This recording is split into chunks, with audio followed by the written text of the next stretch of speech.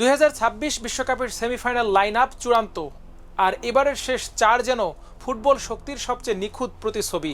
ইতিহাসে প্রথমবারের মতো ফিফা র্যাঙ্কিংয়ের শীর্ষ চার দল ফ্রান্স, আর্জেন্টিনা, স্পেন ও ইংল্যান্ড একসঙ্গে জায়গা করে নিয়েছে বিশ্বকাপের সেমিফাইনালে। কিন্তু এই চার পরাশক্তির মধ্যেও যদি একটি দলকে সবচেয়ে ভয়ঙ্কর বলা হয় তাহলে সেটি নিঃসন্দেহে ফ্রান্স। দিদিয়ে দেশমের দল এখন পর্যন্ত টুর্নামেন্টে এমন ধারাবাহিকতা দেখিয়েছে যা অন্য কোনো দল পারেনি। গ্রুপ পর্ব থেকে কোয়ার্টার ফাইনাল প্রতিটি ম্যাচই জিতেছে তারা। শুধু তাই নয়, একটি ম্যাচও অতিরিক্ত সময় বা টাই ব্রেকারে যায়নি। প্রতিটি জয় এসেছে নির্ধারিত 90 মিনিটের মধ্যে।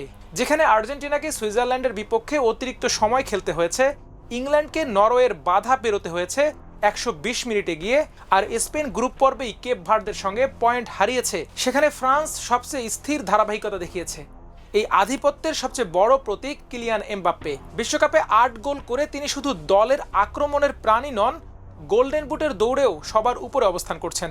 অবাক করার বিষয়, লিওনেল মেসিও 8 গোল করেছেন, তবুও এগিয়ে এমবাপ্পে।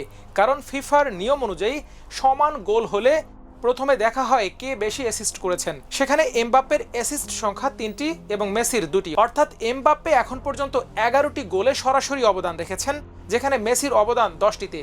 এ কারণে যদি এই মুহূর্তেই বিশ্বকাপ শেষ হতো তাহলে গোল্ডেন বুট উঠত এমবাপ্পের হাতেই। যদিও দৌড়ে এখনও আছেন Messi, Harry Kane, Jude Bellingham এবং আর্লিং হালান্ড। তবে সেমিফাইনালে উঠতে না পারায় হালান্ডের সুযোগ কার্যত শেষ হয়েছে। এখন মূল লড়াই এমবাপ্পে ও মেসির। ফ্রান্সের সামনে অবশ্য সবচেয়ে কঠিন পরীক্ষা অপেক্ষা করছে।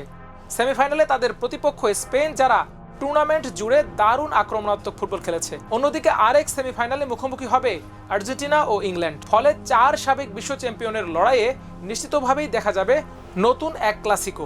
তবে পরিসংখ্যান, পারফরম্যান্স এবং ধারাবাহিকতা সবকিছু মিলিয়ে এখন পর্যন্ত সবচেয়ে ভারসাম্যপূর্ণ দল ফ্রান্স, আর ব্যক্তিগত নৈপুণ্যে সবচেয়ে এগিয়ে আছেন কিলিয়ান এমবাপ্পে।